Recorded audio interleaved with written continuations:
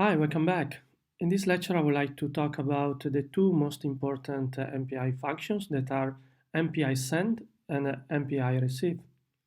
I will then use these two functions to write our second MPI program.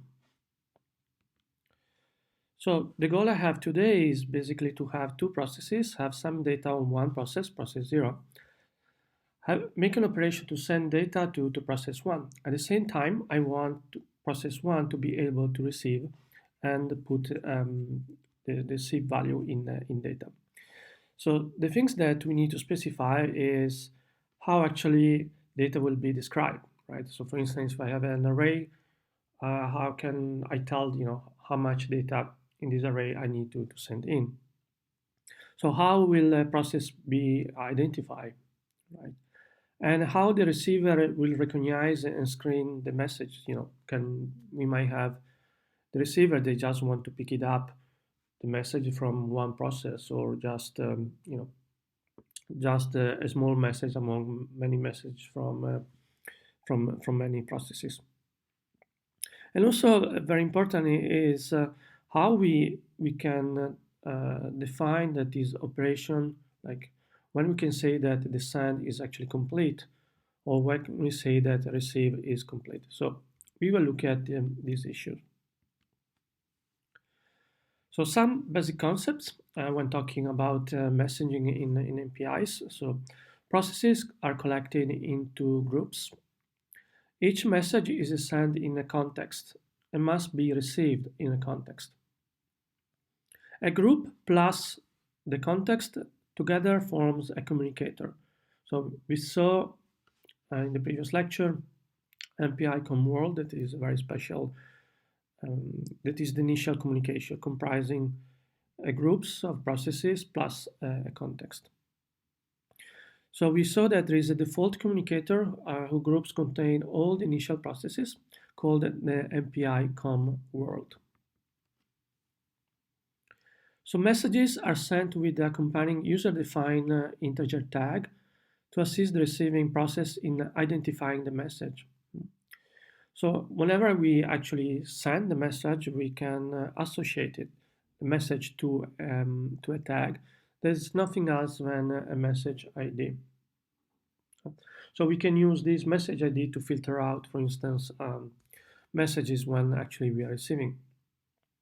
So messages can be filtered at the receiving side by specifying a specific tag, or not screened by specifying MPI any tag. So if you're not really interested in the tag, we just say MPI any tag. Some non-MPI message passing system have called tags message types. So MPI calls call them tags in order to avoid confusion with MPI data types. But the right way to think about MPI tags is to think them as message IDs. So let's look at the first important function, that is the basic sending operation in MPI. So there are existing other forms that we will look in the next lectures. This is the very basic one that, and is probably the most important one. It's also called blocking. We will see later on non-blocking version to differentiate from this one. So the function take arguments as an initial argument. It takes information about our data in a form of a triplet. So we have where is the starting address of our variable. So for instance, if we want to send out an array, so the starting point will be the name of the variable, square bracket 0, or just ampersand, that is address of, and then the name of the array. Then we need to specify how many elements we want to send it out, right, of that array. And this goes under the name of counts, right? So here, if you're sending an array of 10 elements, we need to put here 10. Then we have the data type, right? So our array will be a certain kind. So in order to actually to understand how many byte will be communicated, we need the data type, right? An MPI has its own data type that corresponding to usual data type, right? So just usual data type, but before them we put MPI underscore. So the first three arguments specify the data, right? Where is the starting address of our data? How many elements and what is the data type? Mm. The fourth element is the rank of the process we want to send the data to. Right?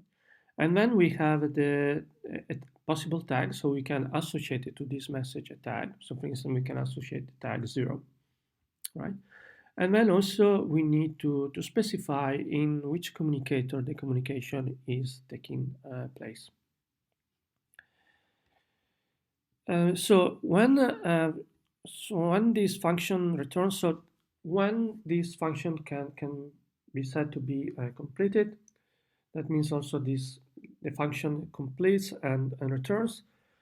So it completes when the data has been delivered to the system, right? And the buffer can be reused. So if I'm using a variable, I'm sending a variable a and I send this variable a.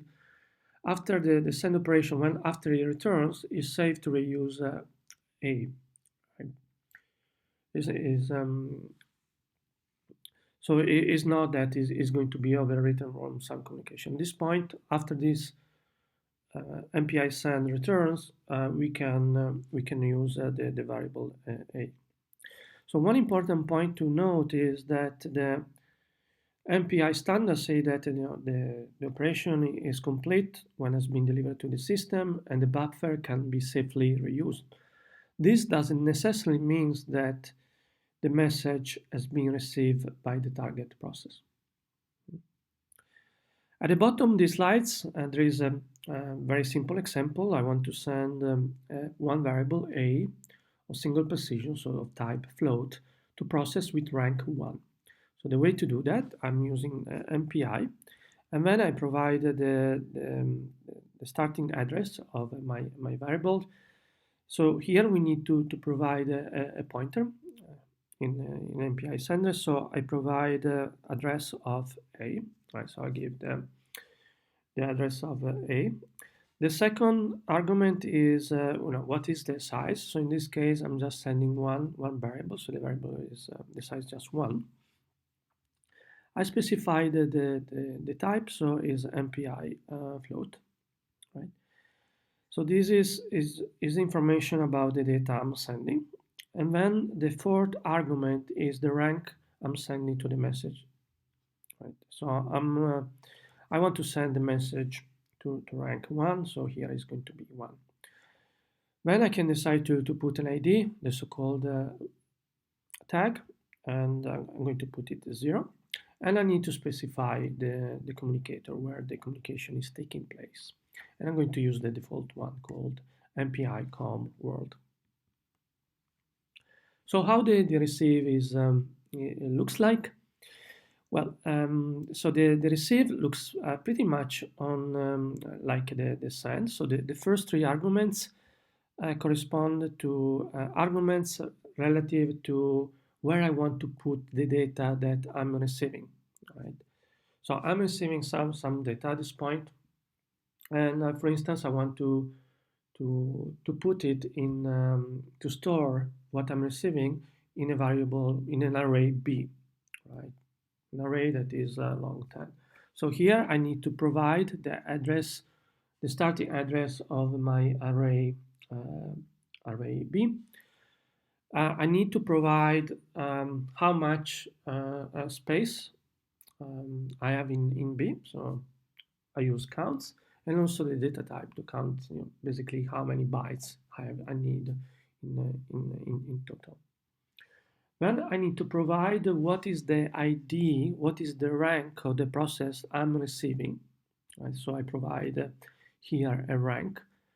I also provide a tag, right? So if I want to filter just a certain tag, tag 0, here I can just put tag 0. And then again, a communicator. Differently from send, we have one extra argument in MPI receive that tell us the status of the receiving. So the MPI basic receive waits until a matching message is received from the system, and the buffer can be used, right? So our buffer, in this case, B. So the source is a rank in the communicator specified by COM, right? We can also, if we don't care about receiving from one particular rank, we can use the wildcards MPI underscore any underscore source. The status is a structure and contains further information. It's important to note that receiving fewer elements than count occurrences of the data type is okay, right? So, for instance, if I have a B array and that is I'm located on the receiving side that is long 20 elements, and I'm receiving only 10 elements from process 0, then that is okay, right? It's not okay if process 0 is sending 30 elements and then I'm using B that is long only 20 elements. So this behavior will result in an error. An example of how to use the MPI receive function is the following. I gave the starting address of my variable. In this case, it's just one variable, it's not an array, so I just put 1. I give the type, and then I'm telling from which rank I'm receiving is rank 0. I also want to filter only the tags with the tag 0, the messages with the tag 0. I provide MPI com world as a communicator where the communication occurs, and also I provide a structure to provide more information about the receiving operation. So in synthesis, we can actually put together the two things. We can start an MPI job with the two processes. We get the size, we get the what is our rank with the MPI function, and then we can tell, well, if I'm rank 0, I can initialize a equal to 5, and then I want to send this value of a of size 1 of type float to rank 1. On the same time, also with the same program, we can actually put an if and say, well, if my rank is equal to 1, I'm the one who actually is receiving. So I can use the function MPI receive. In this case, I want to store the value that I'm receiving from process 0 to the variable B. So I provide the location on the starting address for B. I provide the size and the type. Right? So this is basically how MPI and receive send receive works. Right? So these are the two most important MPI functions. We can build the whole MPI by using these two functions. I talk a little bit about the status. Status is a data structure that is allocated in the user program. So the data structures are basically has at least he has three members, so tag, from, and count. An example here is the following. I defined my like a structure of a kind MPI status, and I call it status. And then I do an MPI receive using two wildcards. So first of all, I say, well, I'm going to receive. I don't care, which rank is sending, right? So whatever is coming, I'm going to take it. And also, I don't want to filter through the tags. So any tags that I'm receiving is okay. So status provides a mean to actually get information about who is sending, right? So here, for instance, we can check what is the status of what is the value of the MPI source member in the status structure, Right. And also we can check what is the tag the message has been sent out, right, by still taking the member MPI underscore tag in the structure status. And also we can get the number of elements that has been sent by using MPI get count. I would like now to discuss our second MPI program using MPI send and receiving as for illustration. So what I want to do is to take our original program that we developed in the previous lecture and change it to do the following. So the process 0, the process we rank 0 from MPI com rank, set the elements of an array A to I using a loop, right? So only process 0. Then only process 0 sends A to all the other processes, one process at a time using MPI send. All the other processes, so all the ones with rank different from 0, they receive A using MPI receive. The data type of my array A is a float, so when I'm sending, I'm going to use the MPI data type MPI float. We can ignore the status return, so we don't need to allocate a status structure in the MPI receive, and we are going to use just MPI status ignore. Finally, the program prints the ranks, the size, and the values of A for each process. So here is the following code for doing that. So this part is exactly like in our first MPI program. And then here we basically decide who is doing what, right? So each of MPI process will execute it exactly the same code. The way to have different execution time is basically to use this information about their rank and make the process make different things. So in this case, we say that we want the rank 0. So we say, we check, is my ID equal to 0? Yes. So if I'm rank 0, I'm going to initialize the array A with the values of I. And then I'm going to send to all the other processes the values of A. So from here, I have a loop. I start a loop from 1 and not to 0, right? Because I want to use this I counter as the rank of the process I want to send, right? So I'm rank 0, and I'm going to use I as the I counter to identify the process I'm going to send. Then I'm process 0. I'm going to send basically 9 times, right? I'm going to post it 9 sent. I'm going to, the first 3 elements describe the data that I want to send. So I provided the starting address of 8. I'm going to send to all the other processes 10 elements of type float.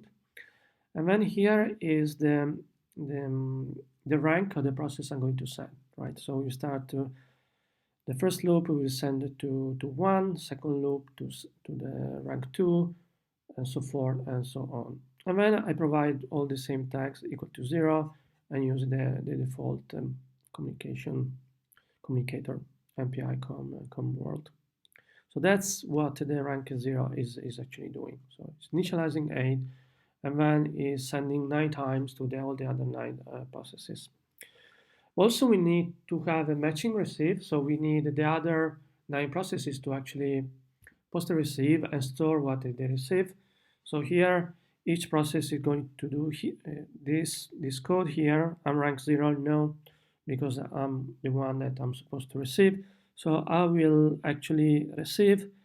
I will post it. I will store my what I'm receiving in the array A, and that is going to be long 10 of type float, and I'm receiving from rank 0, so I put 0, right? And then here I'm not going to use the status, so I can just put MPI status ignore. Finally, each process is printing the rank, the size, and all the value that has been received from rank 0. So we can compile it. On my laptop, I compile it with MPI-CC. On Besco, I compile with CC, the name of the code. Um, on my laptop, I can use either MPI exec or MPI run. On Basco, I need first to get an allocation when I can use srun. In this case, I tried this with 6 MPI processes and then the name of the binary. So as you can see here, each process is basically printing the value that has been initialized by rank 0 that has been received during the send and receive communication. Few words about tags and context. So in very early message passing systems, separation of message was accomplished by using tags. So tags are basically here for historical reasons. So basically to identify which messages. However, this requires libraries to be aware which tags have been used from library. So for instance, if we're using different libraries, both all the libraries are using MPI, and we don't know how the tag system has been implemented in a specific library, then we might have problem in some process receiving the data that is from a different library. So to solve this problem, the context and the communicator were actually included in MPI. So that's one of the biggest strengths. However, they're a little bit different from tags in the sense that no wildcards are allowed, and the contexts are automatically allocated dynamically by the system when the library set up the communicator for its own use, right? So when we set up a communicator, automatically we get a context. User-defined tags still is still there in MPI for user convenience, so to organize applications, so they can be still used tags for some usage. This is the last slides. How do we do timing for MPI programs? We have basically one function that is MPI wall time, W time, right? It's exactly like in OpenMP where we have a function for the timing of OpenMP. Here we have for MPI. So basically, the value we are looking at is basically not the single value that is returned by MPI wall time, but the difference between two different moments that we take the MPI wall time, right? So in this case, we take MPI wall time at T1, MPI wall time and put in T2. So this difference is what is meaningful. We can also check what is the granularity and the clock tick of our MPI timer by checking the MPI W tick variable. Times in general are local to the process, but implementation might also offer a synchronized times that are globally. So for advanced user, we can look at MPI W time is global. So if you're developing some advanced tool for timing, that's something that you need to take care of it. So this was the slides. In the last lecture, we will still keep talking about API send, receive, and more advanced methods to do that. Talk to you soon.